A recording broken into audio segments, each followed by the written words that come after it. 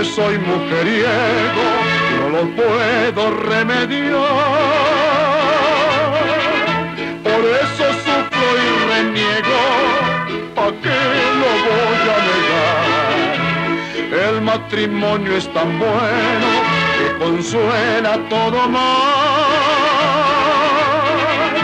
Yo por las morenas peno y por las rubias igual.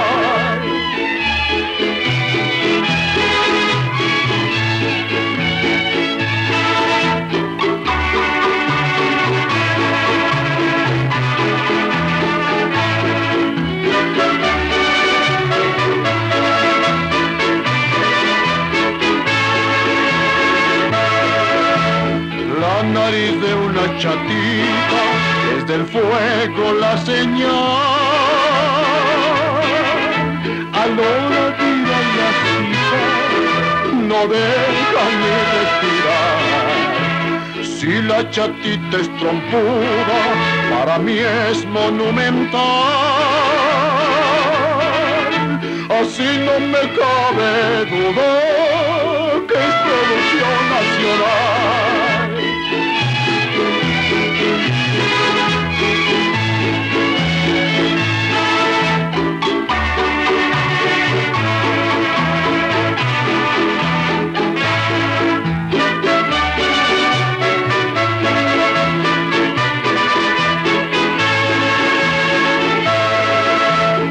Entre mis dulces amores uno vale mucho más, que me quiere sin rencores de mi baraja y una viejita muy linda que no creo yo merecer. Con su corazón me brinda el más divino querer.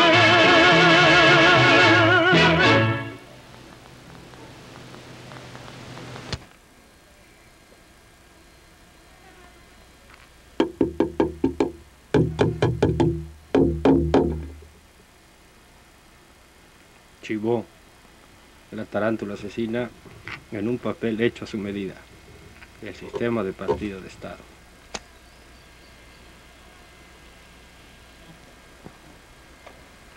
Bueno, vamos a presentar a los personajes de este interesante capítulo de la Consulta Nacional por la Paz y la Democracia. Como estrella principal tenemos a Durito.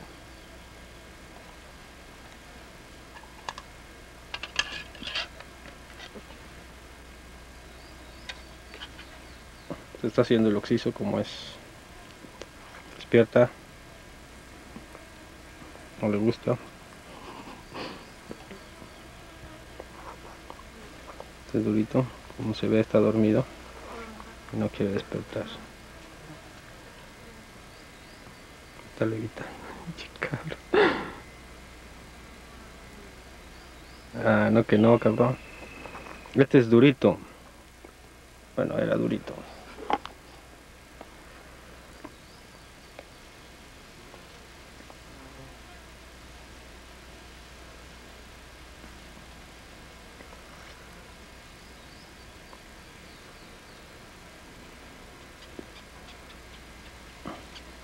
Que hay que estimularlo para que participe.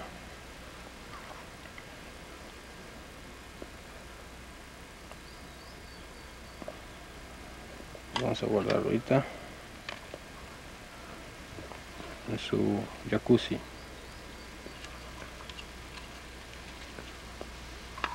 En el papel del sub,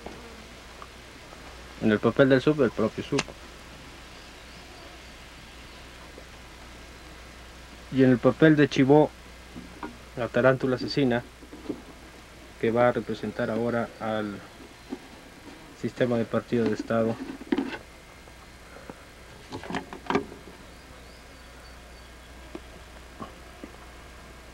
Vean qué hermosa figura tiene y su movilidad espontánea.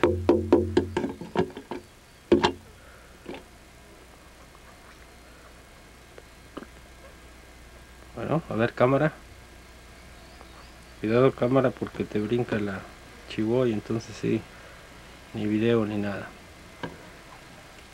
Estos son los personajes que disfrutaremos en esta interesante serie. Cambio fuera. Bueno, vamos a empezar pues este programa explicatorio con una serie de preguntas y temas que Durito ha sugerido para tratar de apoyar en la realización de la consulta.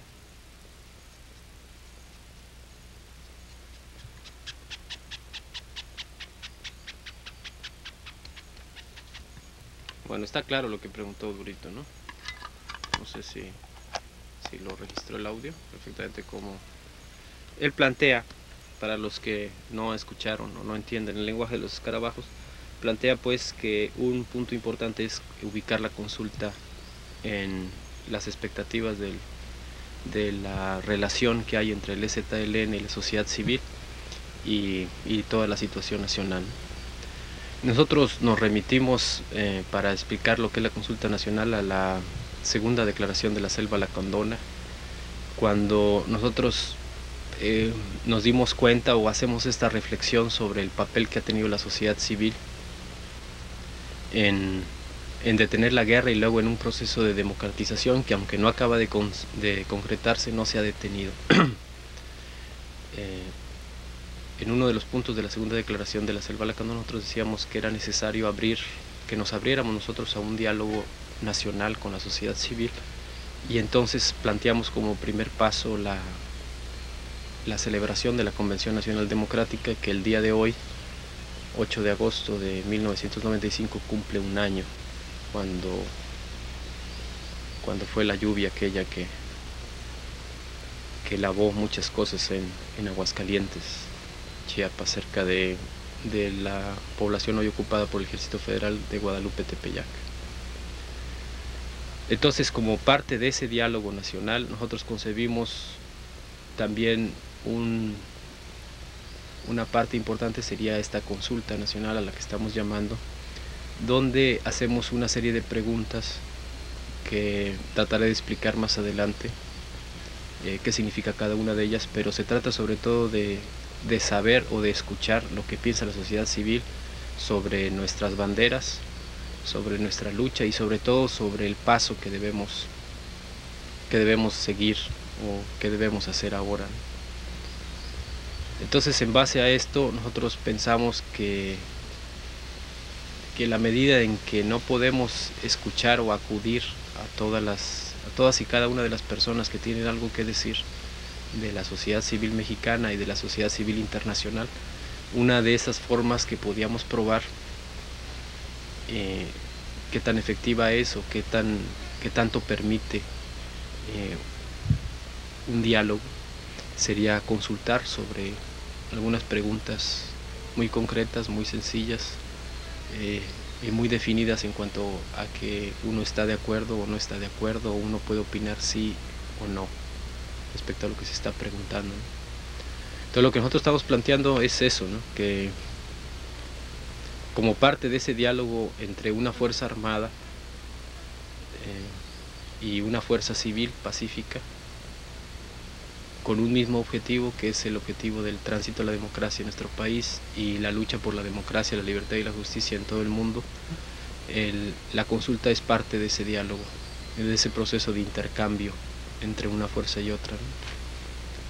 Aquí lo que nosotros estamos señalando como un aporte fundamental del EZLN es el hecho de que una organización político-militar, pero una organización política en general o una organización, decida consultar o decida confrontar el camino que está siguiendo o que va a seguir a la mayor cantidad de gente posible. Nosotros pensamos que esto no tiene precedentes en la historia de este país, por más que los procesos electorales puedan ser aducidos como este tipo de referéndum o plebiscito, ¿no? El hecho de decidir lo que uno va a hacer o el camino que va a seguir, no solo consultando a sí mismo, a los propios miembros, en este caso del EZLN, sino a la mayor cantidad de elementos de la sociedad civil, pensamos que marca una ruptura respecto a la tradición política en México, y pensamos que esto va a marcar ya definitivamente el desarrollo de las fuerzas políticas, aunque no sean político-militares, pues, pero el desarrollo de las fuerzas políticas en obligarlas sobre este precedente a estar contrastando continuamente por diversos métodos, por diversas formas, sus proyectos políticos con la mayor cantidad de personas o con amplias capas de la sociedad, ¿no? En este caso, por supuesto, nosotros no estamos pensando solo en el hecho de marcar una boleta, es decir, sí o no a cada una de las 6 preguntas, sino sobre todo estamos interesados y tenemos nuestra esperanza en el proceso de organización de esa consulta, desde la promoción, desde la difusión de qué es la consulta, qué significa y cómo hay que hacerla, hasta la organización para promover y la organización para realizar la consulta. Nosotros en ese sentido vemos que sí es un paso fuerte para el EZLN poner en manos de la sociedad civil su destino, o una parte importante de su destino. Es un paso todavía más fuerte para la sociedad civil verse confrontada a sí misma su capacidad de movilización. O sea, la sociedad civil ha insistido continuamente en que es necesaria la democracia, pero que es necesaria la paz. Y nos ha insistido continuamente que es posible el tránsito pacífico a la democracia, ¿no? Y las grandes movilizaciones de enero de 94, la Convención Nacional hace un año, en agosto de 94, las grandes movilizaciones de febrero 95, cuando la traición del gobierno de Ernesto Zedillo, demostraron eso, pero como que ahora es necesario dar otro paso u otra forma de que esa sociedad civil se vea en un espejo, en el espejo de su propia capacidad organizativa, de que puede dialogar consigo misma. Eventualmente las preguntas o la consulta zapatista pueden ser un pretexto o un primer paso para que nuevas formas de plebiscito, de referéndum y de intercambio de opiniones fluyan o se den entre las diversas partes de la sociedad civil. Finalmente, la pregunta que está detrás de las 6 preguntas que hace el EZLN en la consulta nacional es si como sociedad civil puede organizarse independientemente del gobierno e independientemente de una fuerza, en este caso el EZLN, que es la que está pidiendo la consulta, para hacer una movilización nacional de este tipo, del tipo de la consulta. ¿Podemos o no podemos hacerlo? Esa es la pregunta que hay para Alianza Cívica, que es la instancia organizadora, y para la Convención Nacional Democrática, que es la instancia promotora, ¿no? Por eso nosotros pensamos que esa sería la parte más importante, pues, de la consulta, que ellos pudieran constatar eso. No es solo eso, por supuesto que nosotros tenemos intereses bien específicos y bien concretos en la consulta, en una consulta exitosa, en una consulta con mucha participación ciudadana y sobre todo también en las respuestas que puedan venir a las distintas preguntas, sobre todo a las preguntas 4 y 5, ¿no?, que son las que se refieren más en concreto al EZLN, ¿no? Pero así en términos generales nosotros pensamos que una parte muy importante de la consulta va a ser la movilización para realizarla. Incluso me atrevería a decir que buena parte del éxito de la consulta es eso, más que una gran cantidad de boletas marcadas, aunque eso también es importante, sobre todo el capital humano que se pone en juego para poder instalar las mesas, por ejemplo, se está hablando de 10.000 mesas, para instalar los comités promotores, para hacer toda la cuestión de propaganda y difusión de esta consulta. Durito ha insistido en que es necesario ubicar la consulta en un contexto nacional, ¿no? Se insiste mucho en que es una maniobra ya desesperada del EZLN, que estamos acorralados y que prácticamente es nuestra última carta antes de la guerra, previo a la ruptura del diálogo con el gobierno, ¿no? Nosotros pensamos que la situación es más compleja, que no es posible ya referirse a los problemas del EZLN en concreto, o particular o aislado, que eso es lo que quiere hacer el gobierno, aislarnos, sin referirnos o sin ubicarnos a los problemas de las fuerzas democráticas a nivel nacional, ¿no? Es paradójico pues de que gente en la Ciudad de México puede estar principalmente preocupada por el cerco militar que hay sobre el EZLN y no perciba el cerco militar que padece con esta tontería del RIMA del regente Espinosa, que en realidad es un cerco móvil, continuo y permanente que hay en la Ciudad de México. Que no se perciba en su verdadera dimensión y su verdadera gravedad las dictaduras regionales que existen en el estado de Guerrero y en Tabasco. Que eso es finalmente una dictadura, cuando todas las legalidades están rotas y como quiera el poder se mantiene de facto, de hecho, que es el caso del señor Figueroa en Guerrero, que tiene que recurrir a asesinar, a secuestrar y a encarcelar, a reprimir en el término genérico de la palabra para poder gobernar.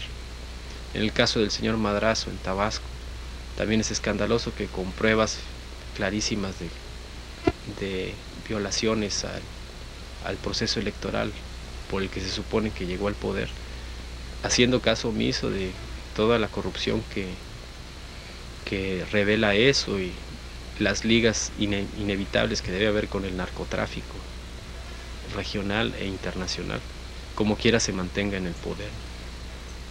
Nosotros vemos eso, vemos también la incapacidad del régimen de Zedillo para asentarse, para darle cuerpo a un modo de hacer política, como Salinas tenía su modo salinista, como De la Madrid tenía su modo, como López Portillo. Y finalmente lo que ocurre es que el régimen de Zedillo lo único que ha hecho es dar continuidad al régimen de Salinas. Y estos reajustes que ha habido en su relación interna frente a sí mismo, que se corrobora con la continuación de los asesinatos y los ajustes de cuentas internos en el grupo en el poder, también se vuelve a dar otra vez en su relación externa, quiere decir en este caso con los gobernados, ¿no? La única relación estable que ha podido sostener el régimen de Zedillo con la población mexicana es por un lado la mentira y por otro lado la represión. Esa es la forma en que el gobierno habla o se relaciona pues con sus gobernados. La mentira, pues no diré las obvias que eran lo del bienestar para la familia o del voto por la paz, que finalmente no hay bienestar para la familia y hay guerra. Hubo guerra pues en febrero y ahora siguen continuamente con esa amenaza. O a otros detalles como eso que dijo que nunca iba a llamar a un gobernador a su gabinete porque si eran buenos para qué los movía y si eran malos pues para qué los movía. Y para no ir muy lejos, ahí está el señor Chuaifet en la Secretaría de Gobernación, que fue sacado del gobierno del Estado de México. Me refiero sobre todo a una de las ofertas principales y que más expectativas causó en los partidos políticos de oposición, que es el de la reforma política que Zedillo irresponsablemente se atrevió a llamar como definitiva, como una reforma política definitiva, ¿no? Esta carencia o esta ausencia pues de diálogo incluso con las fuerzas políticas con las que se supone que tiene relación continua o que le deben ayudar a gobernar o que le ayudan a gobernar en la medida en que no lo cuestionan de manera radical, ni siquiera ha podido concretarse. El fraude escandaloso de Yucatán acabó de romper las ligas con Acción Nacional y no acaba pues de concretarse el hecho de un diálogo nacional que no es nacional ni es diálogo, que en realidad es un acuerdo entre partidos, entre el sistema de partido de Estado y los partidos que están también en la lucha política por el poder, en este caso el PRD, Acción Nacional y el Partido del Trabajo. Ni siquiera ese se ha podido concretar, mucho menos podemos pensar que se pueda concretar un diálogo, ya no digo con una fuerza político-militar, como es el caso del diálogo de San Andrés entre el gobierno y el EZLN, sino ni siquiera entre el gobierno y la sociedad civil. Es preocupante, por ejemplo, que un encuentro de tanta trascendencia como el Encuentro Nacional de Organizaciones Ciudadanas, donde muchas fuerzas no partidarias, civiles, pacíficas, pues plantearon una serie de demandas y de requisitos que debe cumplir este país para ser libre, democrático, justo, etcétera, no haya merecido la menor atención por parte del gobierno, ¿no? Con esto lo que quiero decir es que la situación nacional demuestra que con el gobierno no hay diálogo, no puede haber diálogo, no tanto porque falte voluntad de los partidos políticos o falte voluntad de las organizaciones ciudadanas, en este caso de las ONGs, o falte voluntad del EZLN. No es posible el diálogo porque el gobierno no tiene voluntad ni intención y piensa que no necesita dialogar para gobernar. Piensa que es posible ejercer esta doble cara de mentira y golpe que adquiere su característica más clara en la delegación gubernamental que asiste al diálogo de San Andrés. Mentir por un lado y pegar por el otro lado. Piensa que es posible gobernar así y mantener las cosas sin ningún cambio. En ese contexto nacional es cuando nosotros lo que alcanzamos a percibir desde antes y llamamos el 5 de febrero en la segunda convención a la formación del Movimiento de Liberación Nacional. Entonces, en realidad es necesario un diálogo interno entre las fuerzas opositoras y no me refiero solo a las fuerzas opositoras políticas, ¿no? Yo pienso que hay un movimiento ciudadano fuerte, con prestigio, que es opositor no al régimen, sino es opositor a una forma de hacer política, en este caso la antidemocracia. Y hay que reconocer, pese a que le pese, que en ese sentido una organización como Alianza Cívica tiene un respeto ganado por todos, ¿no? Aunque se le acuse que si es aval de un partido o que se esté infiltrado por otro, finalmente ellos han demostrado que una organización ciudadana puede organizarse a sí misma para vigilar al poder. Su experiencia está fuera de toda duda, ¿no? La relación que hemos llevado con nosotros, y esa quiero tocarla porque Durito me dice que había rumores de que si había roces entre Alianza Cívica y la Convención y el EZLN. Que la relación que llevamos con Alianza Cívica desde que solicitamos la participación de ellos en la organización de la consulta siempre ha sido muy respetuosa. Ellos nos hicieron llegar sus observaciones o sus diferencias sobre lo que nosotros planteábamos, hicimos un acuerdo y las preguntas y la organización de la consulta quedó por mutuo acuerdo, ¿no? No hubo roces de ningún tipo, ellos no nos quisieron imponer de ninguna manera sus decisiones o sus puntos de vista, siempre nos dejaron claro de que estaban dispuestos a sujetarse a lo que nosotros dijéramos, pero nosotros no podíamos ser ciegos a una serie de planteamientos que ellos hacían, ¿no? La necesidad de que ellos mantuvieran su neutralidad y de que sobre esa neutralidad se podía construir la credibilidad de esa consulta, ¿no? Pero digamos que ese es el contexto nacional, ¿no? Lo definía Durito alguna vez. Hay una improvisación a nivel de la política. Cuando el poder improvisa, tiene que recurrir a las armas que tiene a la mano, y las armas que tiene a la mano son en este caso los medios masivos de comunicación, sobre todo electrónica, quiero decir la mentira, y el ejército y la policía por el otro, ¿no? Eso es lo que le tiene a la mano. Si no puedes improvisar, haces las cosas, si improvisas, si no puedes planear, haces las cosas con lo que tienes a la mano, ¿no? Entonces, en ese sentido, es decir, el problema no es vamos a dialogar con el gobierno, sino vamos a dialogar entre nosotros. Por eso yo quiero insistir que la consulta no es el punto final de nada, ni es el parteaguas de que a partir de eso todo va a cambiar. Nosotros pensamos que es un proceso. No queremos que se cometa el error de la Convención Nacional Democrática, que nosotros concebimos desde el principio como un proceso que tenía que ir avanzando o ir retrocediendo como todo proceso, y que se pensara que iba a tener resultados espectaculares inmediatos, ¿no? Que ellos dicen que después de un inicio grandioso como fue el 8 de agosto, luego devino en las pugnas y en las discusiones que tienen adentro, ¿no? Igual queremos decir que la consulta nacional tiene que ser parte de un proceso más amplio, incluso dentro de un proceso de una serie de plebiscitos o de referéndums o de consultas que va a haber y que son necesarias, entre las que alguna vez habrá que plantear seriamente el cuestionamiento respecto a la continuación del señor Salinas en el poder, dejando claro pues de que el señor Zedillo está ahí como titular, pero que el poder lo tiene el señor Carlos Salinas. Entonces, ya para tratar de acabar este tema, me dice Durito que insista en dejar claro un espejismo que se está presentando entre el movimiento democrático nacional, que es respecto a si la opción es hablar con los duros o hablar con los blandos dentro del gobierno.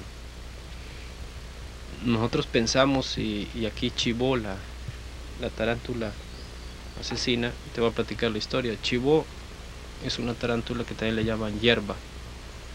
Su picadura es mortal y su veneno es muy venenoso, como dicen en las ferias, ¿no? Si Chivó se encuentra con otra de su misma categoría, la mata, ¿sí? Solo en la época de celo o en la época electoral es cuando se llevan bien, pero el resto del tiempo se la pasan peleando por quedar ellos, en este caso porque quede ella. Y así fue como mató a su compañera, ¿no? Por eso ella siente que está hecha a la medida del papel del sistema de partido de Estado en esta interesante película que estamos haciendo del Ejército Zapatista de Liberación Nacional para regocijo de chicos y grandes, ¿no? Entonces insisto en que la opción no es esa. La opción que hay para que este país avance es hablamos entre nosotros, y entre nosotros quiere decir las fuerzas democráticas, no nada más los que se supongan o se autodenominen ahora sí revolucionarios, sino en todas las fuerzas que quieren un tránsito a la democracia, que quieren un país mejor. O hablamos entre nosotros, o dialogamos, o nos ponemos de acuerdo, o seguimos separados, cada quien por su lado, incluso enfrentados unos a otros, y permitimos que siga este juego doble del gobierno de mentira, represión, gobernando o haciendo como que gobierna este país, ¿no? La crisis económica es solo resultado de esta forma de gobierno. La crisis política es la forma de gobierno, es la forma de gobernar este país, mantenerlo en crisis, ¿no? Eso es lo que paraliza a las fuerzas democráticas, los que las mantiene enfrentadas respecto a cómo van a aprovechar esa crisis o cómo van a seguir adelante. Nosotros decimos saquemos la discusión de ese terreno. En ese terreno no tiene futuro, más que el futuro es la división, la cooptación, el aislamiento o el aniquilamiento. Y en realidad, respecto al STLN, la posición del gobierno es ese: o te cooptamos o te aniquilamos. Escoge. Nosotros pensamos que hay que sacar la discusión de ese terreno. La transición a la democracia no se va a decidir con el gobierno. La transición a la democracia se va a decidir entre las fuerzas democráticas, ¿no? Y nosotros proponemos una vía, en este caso la consulta. Sabemos que no es la única. Incluso después nos han dicho, no, pues es que esas preguntas no, o debieron haber puesto otras, o debieron haber puestas más. Pero puede haber muchas consultas más, ¿no? Eso depende sobre todo de que esta consulta tenga éxito en su organización y en su promoción. Ahí es donde la sociedad civil, las fuerzas democráticas, van a decir, sí podemos organizarnos sin necesidad del gobierno, podemos tener credibilidad, con el que hay que tener credibilidad, que es con uno mismo. Entonces es lo que nosotros estamos proponiendo con esta consulta, ¿no? Hablemos, discutamos, establezcamos una mesa del diálogo, no con el gobierno, sino entre nosotros mismos. Esta mesa sea lo suficientemente grande como puede ser un canal de internet por computación o las vías telefónicas para preguntarnos, así como puede ser la consulta, y para escucharnos unos a otros y empezar a producir resultados. Si nosotros estamos diciendo que a partir de la consulta nosotros vamos a producir un resultado, o sea, nosotros vamos a hacer algo según el resultado de esa consulta, pues así deberían ser todas las fuerzas políticas en la medida en que se confronten con la sociedad. Eso debe producir resultados, y yo pienso que el principal, el más importante, es la forma de hacer política. Bueno, ahora vamos a pasar al siguiente bloque de temas. Dice Durito que estuve muy acartonado, que bastante esquemático, que parezco precandidato del PRI a alguna gobernatura. Pero vamos a ver qué es lo que dice para el siguiente tema. No se escucha, a ver, no se entiende tu pregunta.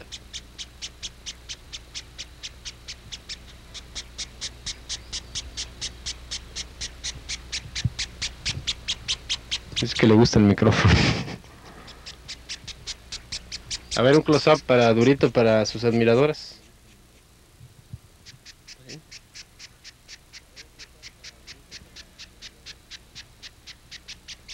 En realidad Durito es el director de cámaras, por eso insiste mucho en los close-ups.